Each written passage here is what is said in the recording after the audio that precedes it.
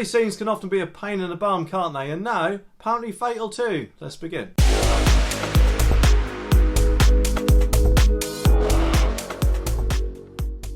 Okay, this story is from the Daily Star and it says, an e-scooter could cause fatal injury after hitting a pedestrian at just 15.5 miles per hour, a crash test has revealed.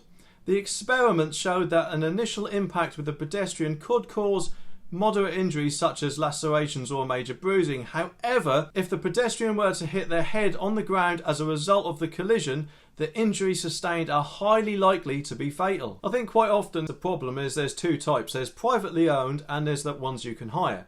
Now the ones you can hire are limited, well the ones around my area anyway, the ginger ones as they're called. In fact I've occasionally been known to take a ginger out for a ride, but anyway, they're apparently limited to around 12 miles an hour or 4 miles an hour in a designated pedestrianised area like the marketplace or something. However, privately owned ones have no such limitations and have apparently got up to speeds of around 21 miles an hour. Or sometimes maybe even more than that. There are also two different rules for them as well. The hired ones you're allowed to ride on the road, which is probably where they should be because pedestrians don't usually tend to walk on the road, do they? But apparently from what I've been told, the privately owned ones are not allowed to be ridden on the road, so surely the only place that's left to ride them is on the pavement, isn't it? Although to be honest, with the increased risk of accidents that apparently seem to be happening, especially as more are bought, better standardisation needs to be brought in, I think. And also I think it would be a good idea if the speed was limited to the exact same speed of the hired vehicles, which like I said is around 12 miles an hour, and that would hopefully cut down on the risk of any fatal or worse injuries if someone was impacted by a scooter. And in general I think the public just need to be made more aware of the risks involved with one of these things and the laws around them, and not forgetting of course that if you're being a bit of a bellend on one, the police can actually confiscate it too.